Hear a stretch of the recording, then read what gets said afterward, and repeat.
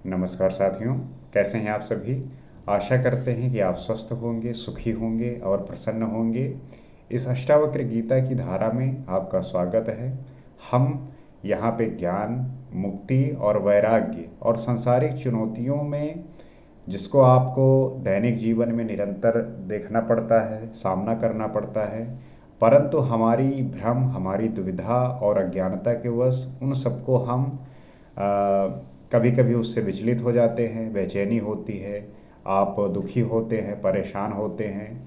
परंतु अगर इसका सही बोध हो और अगर आप इन बातों को समझकर अपने जीवन में धारण करें, जो हम यहाँ पे डिस्कस करते हैं, तो आपको जो है इससे लाभ ज़रूर मिलेगा।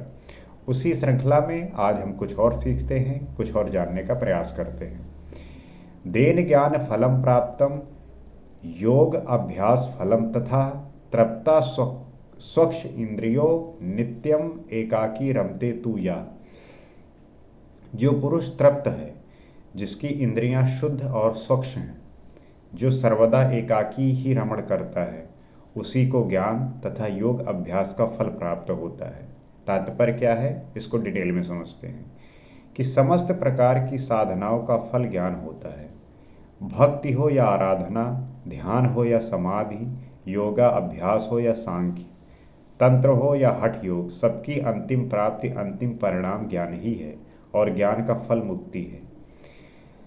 मैंने आपको हमेशा से ये बताया कि जो ज्ञान है वही आपको जो है मुक्ति प्रदान करने में सहायक होगा। जब तक आपको ज्ञान प्राप्त नहीं होगा तब तक आपको जो है मुक्ति प्राप्त नहीं होगा। और ये ज्ञान कैसे प्राप्त होता है? वासनाओं के त्याग से, इच्छाओं के त्याग से।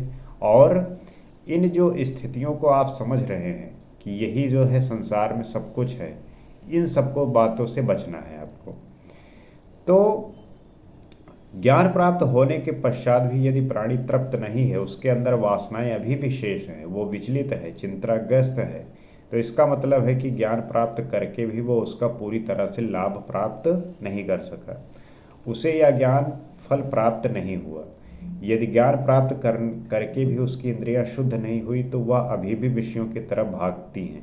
यदि वो अकेला रहने से भयभीत होता है, वो समूह में ही रहने की इच्छा करता है, आश्रम मठ बनाकर अनेक शिष्यों को बना करके उसमें रहकर अपने अभिमान की तृप्ति करता है, तो इसका अर्थ है कि उसे आत्मज्ञान का लाभ नहीं हुआ। जैसे कुछ लोगों को ज्ञान प्राप्त हो जाता है, परंतु विषयों के प्रति इतनी आसक्ति होती है कि उसका वो त्याग नहीं कर पाते। आप ऐसे लोगों को समाज में बहुत देखेंगे। इन्हें कहते हैं पाखंडी, क्योंकि जिसको ज्ञान प्राप्त हुआ तो उसको फिर मुक्ति प्राप्त हो जानी चाहिए और इन संसारिक विषयों के प्रति उसकी आसक्ति खत्म हो जानी चाहिए। परंतु ज्ञान प्राप्त होने के बाद बहुत ऐसे व्यक्ति होते हैं जो इन संसारिक विषयों में लिप्त रहते हैं। जो विषय वासनाएं हैं वो उनको आकर्षित करती हैं और उनके प्रति वो खींचते हैं। इस वजह से वो लोग पाखंडी कहलाए जाते हैं।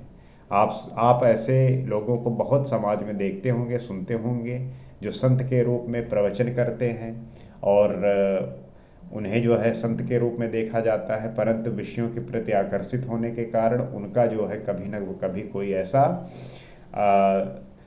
ऐसे जो है दुर्भावनाओं को और उनके प्रति जो लोगों का भाव है वो बदल जाता है। क्योंकि जब उनको पता चलता है कि जो संत बना बैठा है वो तो एक्चुअली विषयी है, संसारिक जीवन जीना चाहता है, तो लोगों का जो है उसके प्रति जो आदर है वो घट जाता है, समाप्त हो जाता है और उस जो पाखंडी है उसका सर्वनाश हो जाता है।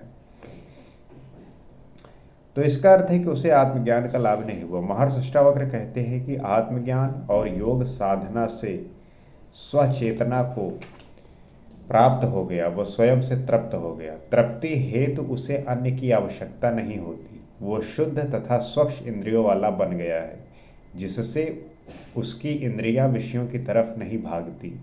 जो स्वाभाविक रूप से मिला है उसी में गुजारा कर लेता है, इच्छा से नहीं। इन इंद्रियों से आपकी जो आवश्यकताएं पूरी होती हैं और ये जो आपको जिस विषय के प्रति आकर्षित करती हैं, उसका मात्र यही कारण है कि आपका विषयों के प्रति जो आकर्षण है वो भी ख़त्म नहीं हुआ।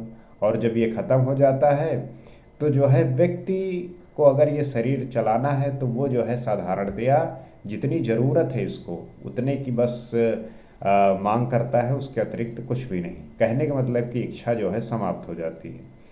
शरीर है तो जितना जरूरी होता है उतना ही लेकर सुखी है, खुश है, और जो हमेशा एकांत में रहता है, समूह नहीं बनाता, दूसरे से अपेक्षा नहीं रखता।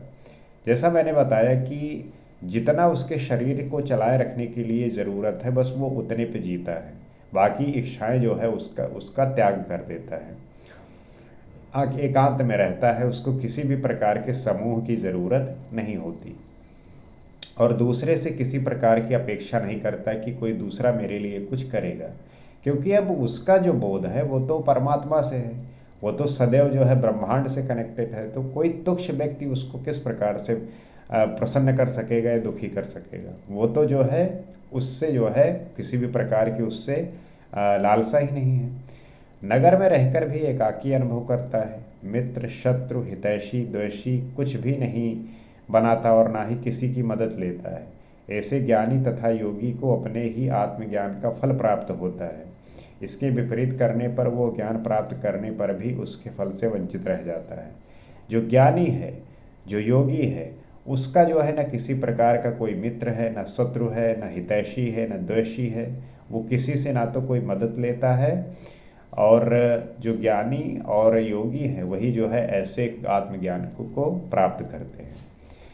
इसलिए आत्मज्ञानी को एकाकी रहने का निर्देश दिया जाता है, अन्यथा फिर से वासनाएं उसे घेर सकती हैं। इसलिए जो ज्ञानी है, जो योगी है, इसीलिए ये लोग जो है अकेले रहते हैं, क्योंकि अगर वो इस समूह में आए, इस सांसारिक जीवन में आए, तो उनको जो है वो वासनाएं फिर से घेर सकती हैं। न कदाचित जगत यस्मिस्तज्ञो हंत खिद्यति यदि एकेन तेनेदम पूर्णम ब्रह्मांड मंडलम। परमत्व का ज्ञाता इस संसार के विषयों में विचरण करता हुआ किसी भी प्रकार से क्षोभ को प्राप्त नहीं होता, क्योंकि वह इस वास्तविकता को अच्छी तरह से जानता है कि संपूर्ण ब्रह्मांड उसी एकमात्र से पूर्ण है। संपूर्ण सृष्टि भिन्न भिन्न नाम रूपों में अभिव्यक्ति है। मैंने आपको बताया कि जिसको इस बात का एहसास हो गया कि मैं तो उस पूरे ब्रह्मांड से कनेक्ट हूँ, मुझ में ब्रह्मांड है, मैं ब्रह्मांड में हूँ, और ब्रह्मा जो है सब कुछ है, तो जगत में व्यवहार करता हुआ भी तत्वज्ञानी अलग नहीं होता। इसलिए ऐसा कहा गया क्योंकि भिन्नता दूसरे से होती है। दुख तब होता है जब मन को अच्छा लगने वाला काम ना किया जा रहा हो। दुखी आप तभी होते हैं कि आपके मन के हिसाब से चीज़ें नहीं हो रही होती हैं। आप अगर बैठेंगे और आराम से सोचेंगे तब पाएंगे कि आपके दुखों का यही कारण है कि जो आप इच्छा कर रहे हैं, जो आप सोच रहे हैं कि ऐसी हो जाए चीज़ें, इस प्रकार हो जाए, वो जब नहीं हो पाती तब जो है आप दुखी होते हैं। ज़बरदस्ती अगर किसी कार्य को करना पड़े तो भी दुखी ही पैदा होता है, और अगर ज़बरदस्ती अगर आप काम कर रहे हैं, दैट्स मीन कि आप चाहते नहीं हैं, तो ये जो है एक परेशानी का कारण है। एक जैसे काम को भी लगातार करते रहना मन को अच्छा नहीं लगता। इन सभी में अनुकूल और प्रतिकूल स्थितियां होती हैं।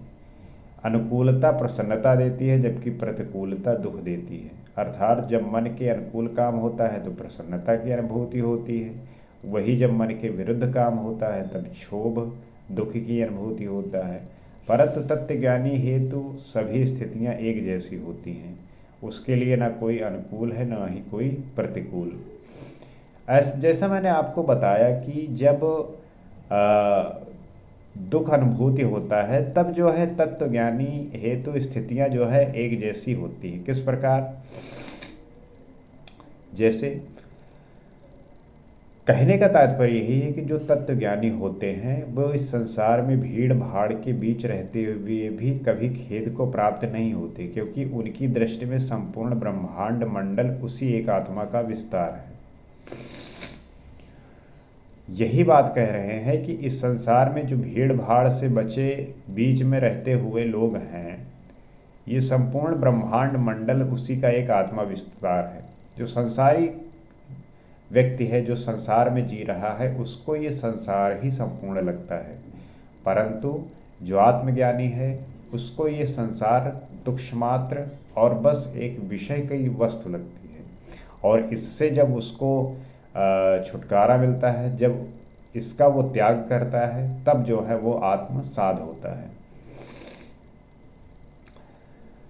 कोई भी अपने को दुख नहीं देता, अतएव आत्मज्ञानी के इस एकत्व की भावना का अनुभव हो जाने से वो हमेशा चिंता से मुक्त रहता है। तात्पर्य यही है कि जब आपको सब चीज़ एक लगे, किसी सामने वाले व्यक्ति कुछ भी जो है अलग ना लगे, जब सारी चीज़ें एक हो जाए, पूरा ब्रह्मांड एक हो जाए, आप उसमें हो, वो आप में है, तब जो है आपके सारे दुख जो है समाप्त होंगे। परंतु अगर आप ये सोचेंगे कि कुछ अलग है, डिफरेंट है, अलगाव है, तब जो है आप जो है हमेशा दो है, युग मतलब कि योग है, तब जो है दुख जो है बरकरार रहेगा, तब वो जाएगा नहीं। तो आपका एक होना जरूरी है।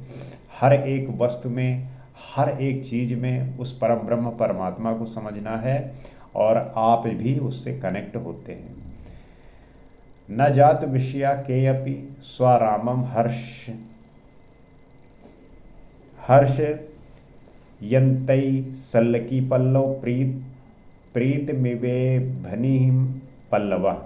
तात्पर्य क्या है कि जैसे सल्लकी नाम की मधुर बेल की पत्तियों के रस का आस्वादन करने वाले हाथी को नीम के पत्ते अच्छे नहीं लगते, नीम के पत्तों की तरफ जैसे उसकी सहज प्रवृत्ति नहीं होती, वैसे ही जिसे आत्मा के मधुर रस का स्वाद लग चुका है, वो संसारिक विषयों के तरफ प्रवृत्त नहीं होता।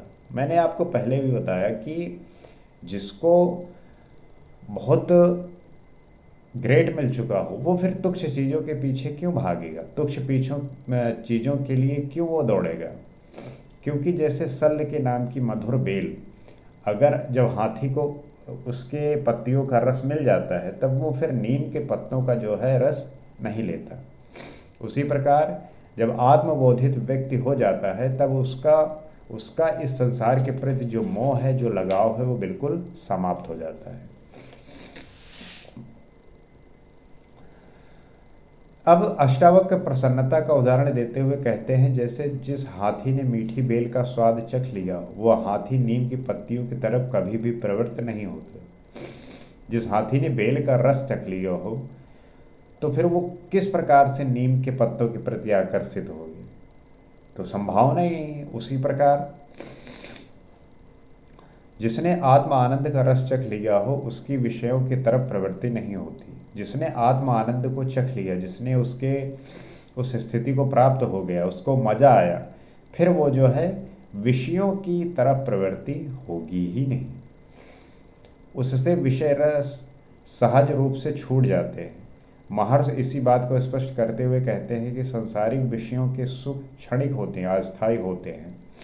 ये सदैव मैंने आपको बताया कि जो सांसारिक विषयों के प्रति जो सुख है वो क्षणिक है, वो जो है अस्थायी है। अगर स्थायी हो तो फिर क्या ही बात है, परंतु अस्थायी है। इन सुखों को प्राप्त करने हेतु तो अनेक अनैतिक कर्म करने पड़ते हैं, और जो ये सांसारिक सुख हैं वो इतने आसानी से प्राप्त नहीं होते। आपको बहुत सारे अनैतिक कर्म करने पड़ते हैं, नैतिकता के विरुद्ध जाकर काम करना पड़ता है, जिसका फल भुगतने में दुख होता है।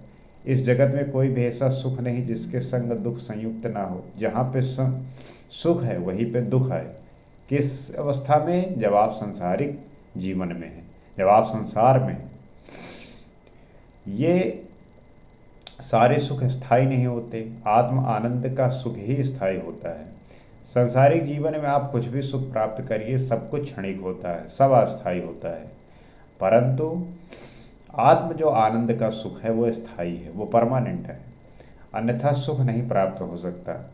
आत्मा का सुख स्वयं का होता है, उसमें दूसरों का होना जरूरी नहीं होता। अतः जिसने आत्म आनंद का स्थायी सुख प्राप्त कर लिया हो, जो नित्य आत्मा में रमण करने वाला हो, उसे ये सांसारिक सुख व्यर्थ लगने लगते हैं, इसलिए वो इनसे कभी भी रुचि नहीं लेता।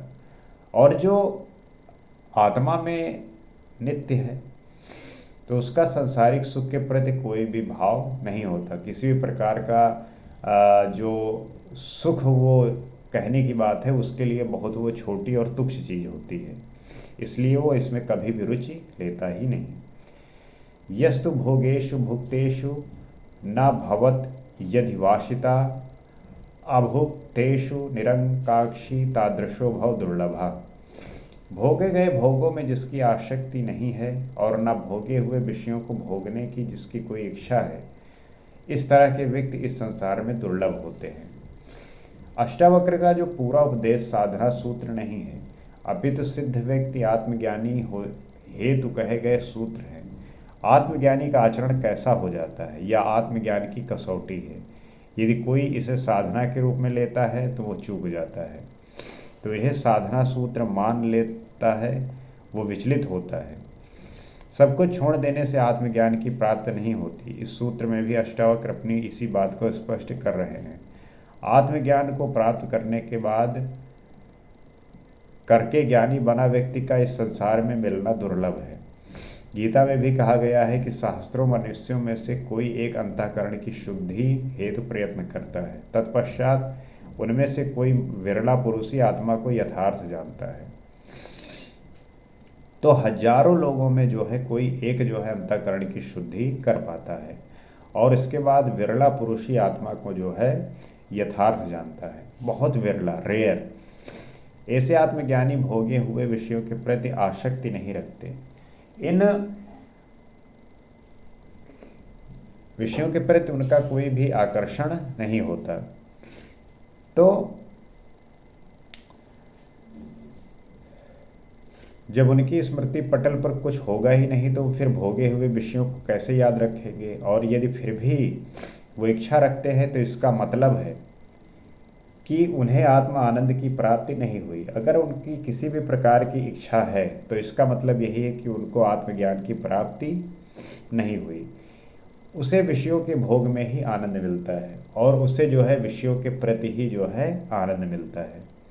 ऐसा ज्ञानी भोगे हुए विषयों के प्रति भी वासना नहीं रखता, क्योंकि ये इच्छाएं, आकांक्षाएं, वासनाएं ही उसे फिर से विषयों के भोगों की ओर प्रवृत्त करती हैं। ऐसा मनुष्य ही आत्मज्ञानी है। इस संसार में दुर्लभ है, वो आत्मा में ही हमेशा संतुष्ट रहता है। और जिसको उस आत्मज्ञान का बोध हुआ है वो फिर इन संसारिक विषयों के प्रति कोई भी आकर्षण नहीं रह जाता। तो उम्मीद करते हैं कि इन बातों को आप समझ रहे होंगे, सीख रहे होंगे और अपने जीवन में धारण कर रहे होंगे।